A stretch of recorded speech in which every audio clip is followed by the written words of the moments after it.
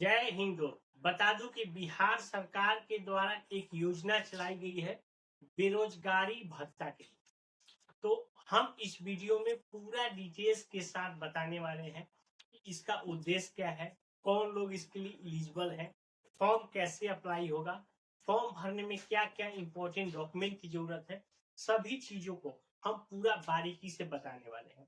एक और चीज बता दें कि अगर आप लोग वीडियो को आधा अधूरा देखेंगे और आधा अधूरा समझेंगे तो आप फॉर्म भी अगर अप्लाई कर लेते हैं उसके बाद भी आपका हो सकता है कि आपको वो भत्ता न मिले, या तो ऐसा भी हो सकता है कि आप अगर समझ रहे हैं तो आपको भत्ता तो चालू हो जाएगा, लेकिन कुछ दिनों के बाद उसकी जो लिमिटेशन है, अगर आप लिमिटेशन को नहीं समझेंगे तो आपको मान लीजिए अभी करिए किस्त से चालू हो गया, लेकिन पता चला 2 महीने 4 महीने बाद आपको वो किस्त मिलना बंद हो जाएगा। तो इसीलिए वीडियो पूरा समझिए कि उसमें क्या क्या लिमिटेशंस है, उन्होंने क्या क्या पाबंदियां भी लगा रखी है।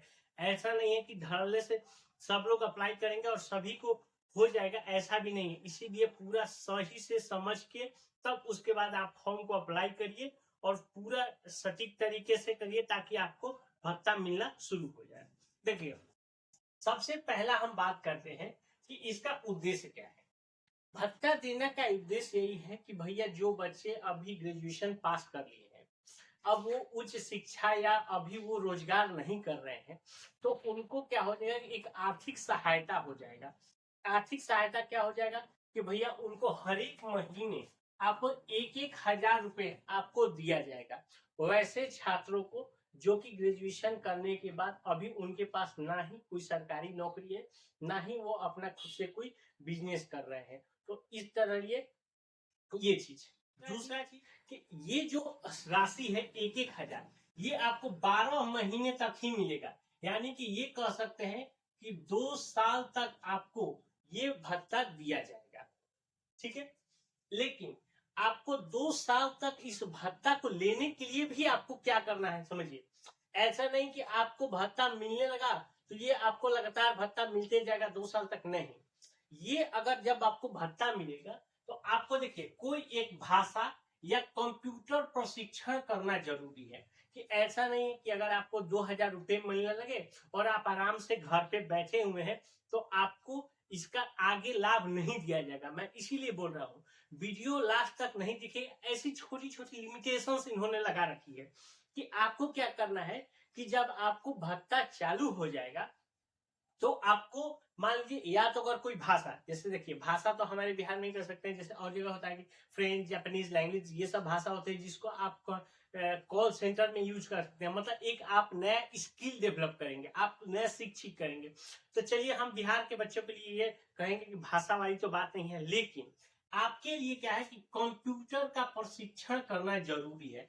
अगर आपको 1 हजार रुपया मिल रहा है तो आपको कहीं नजदीकी कंप्यूटर सेंटर में जाके आपको कंप्यूटर की तैयारी या कंप्यूटर सीखना है। ठीक है, अगर ये समझिए कि ये बहुत ही जरूरी है। ऐसा अगर आप नहीं करते हैं तो आपका, मैं पहले ही बोला कि आपका भत्ता चालू हो जाएगा लेकिन बीच में ही बंद हो जाएगा। तो उस समय आपको आप समझ ही नहीं पाएंगे कि मेरा भत्ता क्यों बंद हुआ। ये चीजें। उसके बाद एक चीज, अगर आपको नौकरी लगने पर बीच में ये भत्ता देना बंद हो जाएगा। में ये चीजें बताई गई है कि अगर सपोज आपको भत्ता चालू कर दिया गया, चालू करने के हो सकता है कि 6 महीने या 1 साल बाद आप किसी नौकरी की तैयारी कर रहे हो और आपका वहां पे नौकरी लग जाता है, तो जैसे ही आपकी नौकरी लग जाएगी आपको ये भत्ता मिलना बंद हो जाएगा। ये चीजें हैं, ये सारी कुछ लिमिटेशंस है। अब आगे समझते हैं। लेकिन इसमें भी एक और चीज है, जिसको अगर किसी तरह का घर में कोई नौकरी है या उनके माता पिता सरकारी नौकरी में है, उनको इस तरह की भत्ता नहीं दी जाएगी। ये भी चीजें हैं। ठीक है, अब हम इलिजिबिलिटी क्राइटेरिया समझते हैं। तो उनका मुख्य क्या मांगा जा रहा है। पहला वो कंडीशन होगा जो बिहार के निवासी होंगे, पहला चीज। दूसरा, उसका एज 20 साल से लेकर 25 साल के बीच का होना चाहिए। ये जो आपका डेट ऑफ बर्थ काउंट होगा, ये आपका 10th के मार्कशीट के हिसाब से ही काउंट किया जाएगा। ठीक है, उसके बाद आप स्नातक पास होना चाहिए, यानी कि आप ग्रेजुएशन पास होना चाहिए।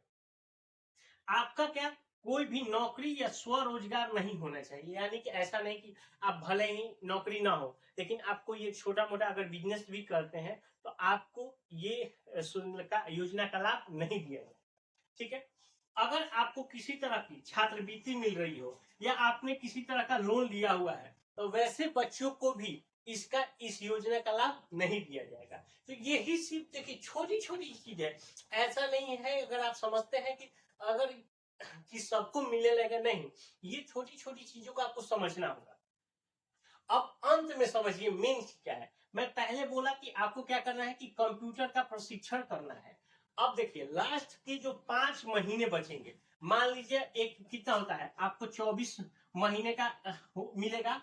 अगर आप 19 महीने तक आपको किस्त दे दिया गया, लेकिन लास्ट के 5 किस्त तभी मिलेगा जब आप अपना कंप्यूटर सर्टिफिकेट को वहां पे जाके वेरीफाई करेंगे, वहां पे जाके जमा करेंगे, तभी आपका आगे का 5 किस्त दिया जाएगा। ये सारी लिमिटेशन है। ऐसा नहीं है कि मैं क्यों बोल रहा था, आपको भत्ता मिलना चालू हो गया, आपने ना ही कंप्यूटर कोई प्रशिक्षण कर रहे हैं ना ही कुछ भी कर रहे हैं और लास्ट के 5 महीने में सडनली आपका भत्ता रुक जाएगा। तो आपको उस समय समझ ही नहीं है कि मेरा भत्ता क्यों रुका है।